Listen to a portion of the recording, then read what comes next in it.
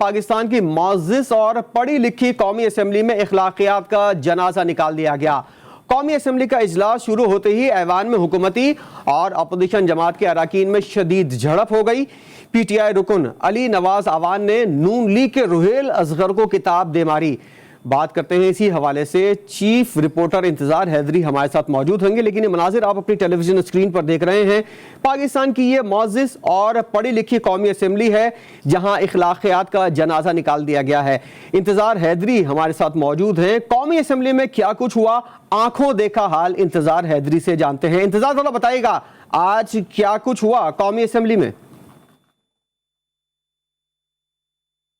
شریف جنہوں نے کل اپنی بجٹ بحث کا آغاز کرنا تھا اور جیسے ہی وہ خطاب کے لیے اٹھے تو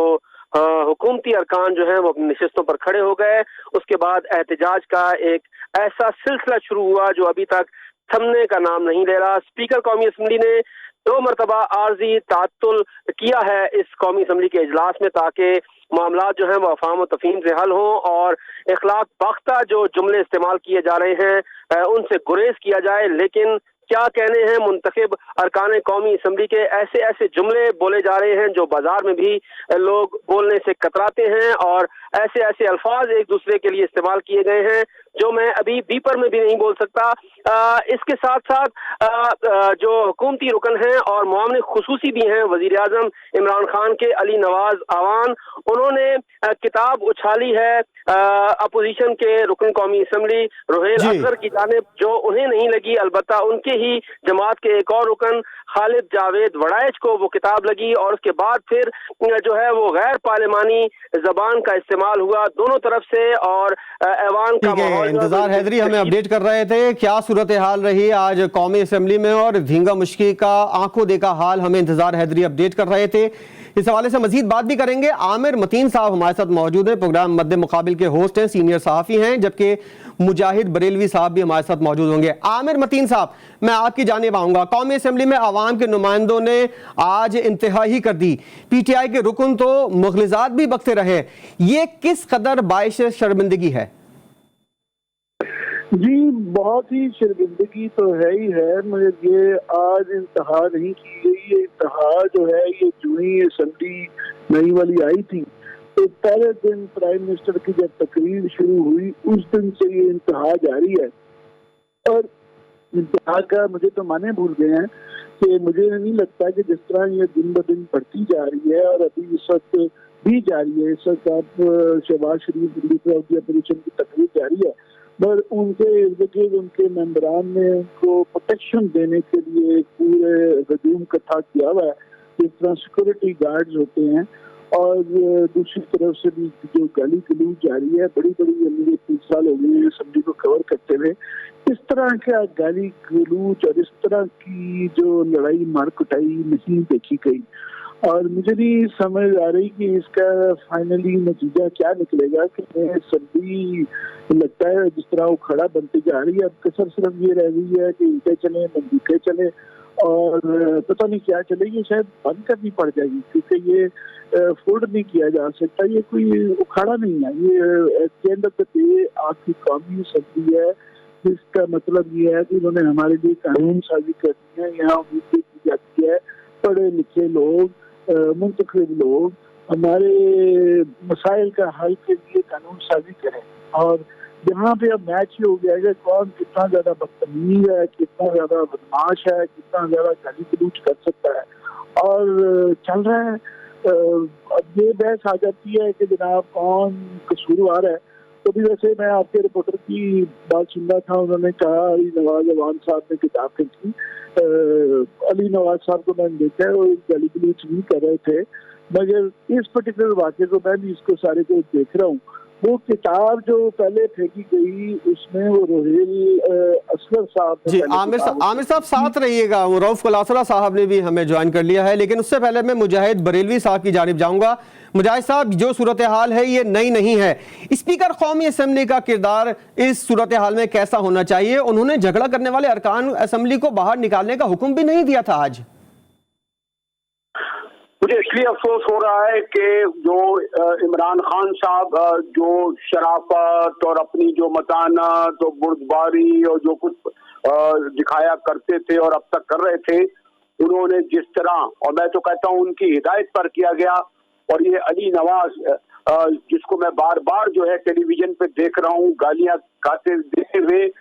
अपोजिशन ने कुछ भी किया, माजी में पीपल्स पार्टी ने या नून लीग ने, उन्होंने भी दुपट्टे फेंके, उन्होंने भी सब कुछ किया होगा, लेकिन पीटीआई जिनसे हमें बहुत ज्यादा उम्मीदें वाबस्ता थी और पहली बार जो है ये इख्तिदार में आए थे, जो इस वक्त ये शर्मनाक मिसाल कौमी असम्बली में पास कर रहे हैं, मुझे लगता है कि वो लोग जिन्होंने माजी में इमरान खान के लिए सॉफ्ट कॉर्नर था उनको सपोर्ट करते थे, शायद उसूली अव्वल तो हमें एंकरों को और कोई इस तरह का होना भी नहीं चाहिए, लेकिन बहरहाल मैं जो जाती से करता हूँ, मुझे ये जो मनाजिर देख रहा हूँ इंतहाई अफसोसनाक, इंतहाई शर्मनाक, हैरत है कि जो हमारे सदर आरिफ अलवी अगर इस वक्त बैठे हुए देख रहे होंगे, यकीनन प्राइम मिनिस्टर भी देख कर एंजॉय कर रहे होंगे, मैं अली जैदी जैसे आदमी को देख रहा हूँ, इवन शफकत महमूद जैसे जो संजीदा बुर्दबार इंटेलेक्चुअल अपने को कहलाया करते हैं, इवन शीरी मलारी, किस का नाम लूं, जिन जिन लोगों को मैं इस वक्त देख रहा हूँ, पाकिस्तान में कौमी असम्बली के किसी पार्लिमानी इजलास का शर्मनाक वाक़या कहलाया जाएगा, और सबसे ज्यादा स्पीकर जो है वो अब स्पीकर कहलाने के भी लायक नहीं रहे, जो इन लोगों को खुली छूट दे रहे हैं। ये रैंडम नहीं है, ये अचानक नहीं है, ये वेल प्लान्ड है, और इन्होंने वेल प्लान्ड है, ये अचानक नहीं है और सोचे समझे मंसूबे के तहत इसको किया गया है। रऊफ कलासरा साहब भी हमारे साथ मौजूद है। मुजाहिद साहब, मैं आपकी जानिब आऊंगा एक बार फिर। रऊफ कलासरा साहब, कौमी असेंबली का इजलास आपने कई मरतबा मुतअद्दिद मरतबा कवर किया, अपने कॉलम्स में भी आप बताते हैं ईंट का जवाब पत्थर से देने की जब बातें होती हैं, और अगर याद हो वज़ीर आज़म इमरान खान की पहली कौमी असेंबली की जो तकरीर है उसके अंदर कितना शोर शराबा और हंगामा राई की गई थी, तो आपको ये मनाजिर देखकर तो हैरत नहीं हो रही होगी, इस तरह के मनाजिर पहले भी हम देख चुके हैं कौमी असेंबली में। आपने बड़ा अच्छा सवाल किया है, और स्पेशली जो आपने इसको लिंक किया है ना कि इमरान खान साहब जब प्राइम मिनिस्टर ऑफ पाकिस्तान बने थे, पहला दिन था, वोट ऑफ कॉन्फिडेंस लिया और वो तकरीर करने आए थे, और उन्होंने बड़ी अपनी तैयारी की हुई थी और उनको तकरीर नहीं करने दी गई थी, इसी तरह का शोर शराबा हमने देखा था। तो खान साहब जो है उसका हैंगओवर का शिकार हो गए, और उन्होंने मुद्दत दफा उन्होंने आपने देखो कई बार उन्होंने टीवी इंटरव्यूज में अपनी तकरीरों में इस बात का अदा किया कि जनाब देखें मुझे तकरीर नहीं करने दी गई। सो खान साहब के अंदर वो मेरा ख्याल बिटरनेस, तलखी, वो गुस्सा, एंगर अभी तक मौजूद है, बल्कि मौजूद क्या है वो दिन ब दिन वो हमें लगता है बढ़ता जा रहा है। अगरचे ये मौजूदा जो भी ये कन्फ्लिक्ट शुरू हुई है, माजी में भी कई दफा वहाँ हमने देखा इसी ही हुकूमत के दरमियान एक दोनों बेंचेस में आके अच्छा खासा टकराव होता रहा है, गाली गलोच होते रहे थे, लेकिन अब जो हम मनाजर देख रहे हैं तो मेरा ख्याल है जो इसका आके 11 जून को यहाँ पे इजलास हुआ है बजट का, उस दिन जिस तरह की वोटिंग की गई है अपोजिशन बेंचेस की तरफ से की गई है, उन्होंने आके शौकत तरीन को उन्होंने गुफ्तगू नहीं करने दी, फिर इमरान खान साहब के हवाले से सुना जा रहे बातें आ रही उन पे उन्होंने कोई नाजेबा कॉमेंट्स वगैरह किए गए अपोजिशन की तरफ से, जिसके बाद हुकूमत ने फैसला किया वही वाली बात जो आपने की है कि ईंट का जवाब जो है अब हम पत्थर से देंगे। लेकिन हमें छड़ाल दी, जैसे अभी आके मुजाहिद बरेलवी साहब ने बड़ी अच्छी बात की है कि आपको आके हुकूमत जो होती है उसको थोड़ा डिफरेंट बिहेव करना पड़ता है, उसको सब्र करना पड़ता है, उसको बातें सुननी पड़ती हैं, आपको हाउस अपना चलाना होता है, ये हुकूमत की जिम्मेदारी होती है पार्लियामेंट चलाना, ये उनका काम है कि उनका बिजनेस है, उन्होंने बजट पे बहस करानी, उन्होंने वोटिंग करवानी, उन्होंने अपना फाइनेंस बिल उन्होंने अप्रूव करवाने, और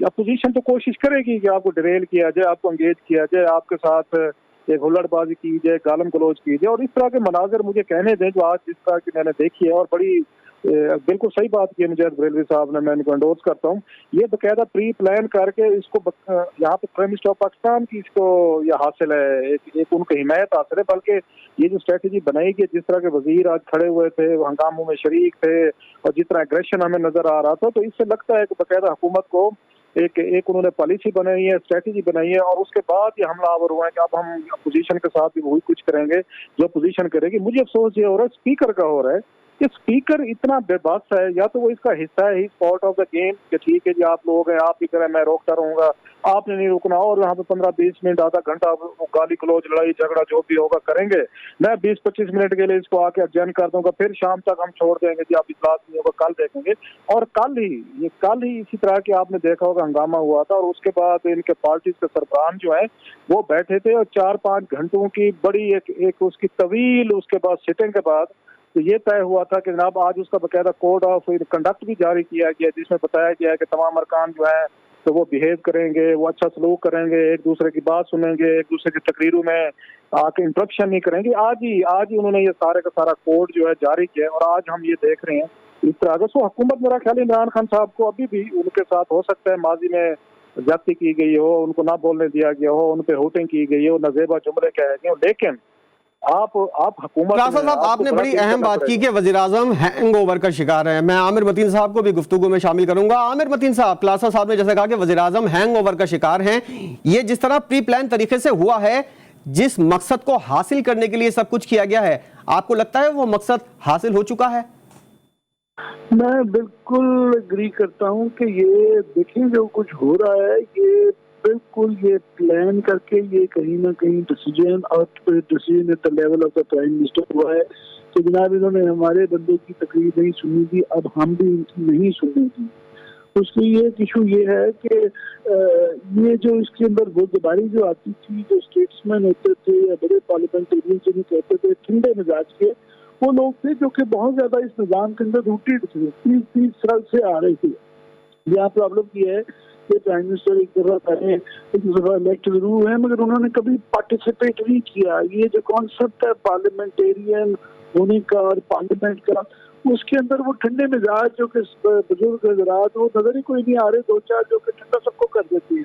یہاں جب ڈیسائیڈ ہوگا پرائم منسٹر کے لیول پہ کہ ہم نے ان کی نہیں سنی دینی, اور ان کی طرف سے بھی ظاہر ہے ہائیسٹ لیول پہ ڈیسائیڈ کیا گیا کہ ہم نے بھی بجٹ نہیں سننے دینا,